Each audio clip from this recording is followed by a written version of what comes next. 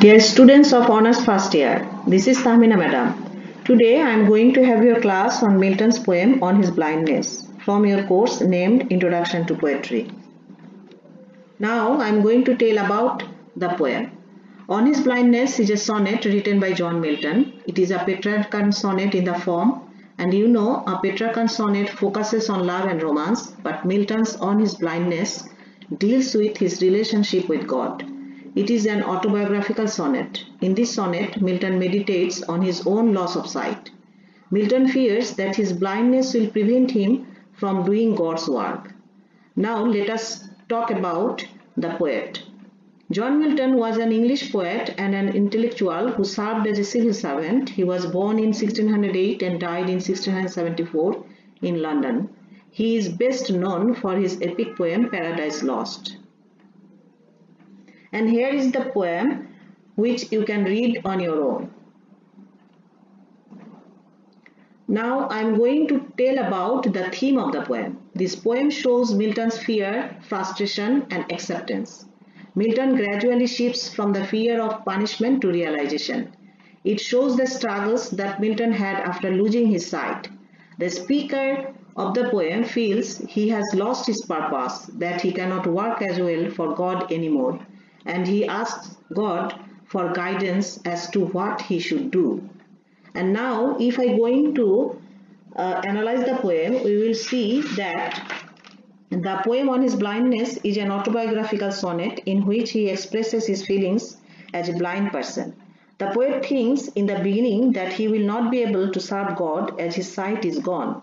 Milton went blind working for the English Republic.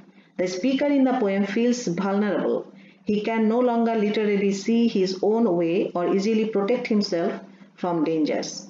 Milton's special tragedy is that he has lost his sight at an unusually early stage of life. He now inhabits a world that seems dark.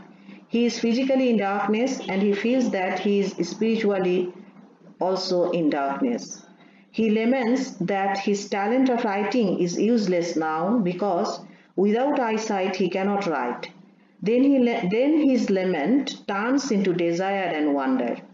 He then gradually tries to believe that the work of man does not please God, but the who best bear his mild yoke, that is the man who remains patient and content with what he has, is most liked by God.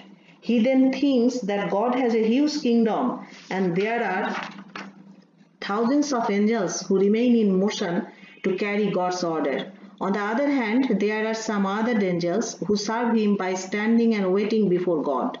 According to him, their service is equally valuable to God as that of the first category of angels. The poet compares himself with the later angels who just keep patience. Thus, in the end, the poet is quite satisfied as he is also serving God just by keeping patience. So, if we go through the poem, we can conclude the poem in this way. After going through the poem, we get two messages from the poem. One is timely consecration and dedication to God. The poet lost his eyesight in his 50s.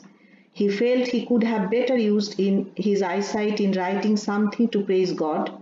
Another message we find here that has been conveyed through the poem is the value of patience. Milton's fear, frustration and acceptance have been beautifully portrayed by using figurative languages.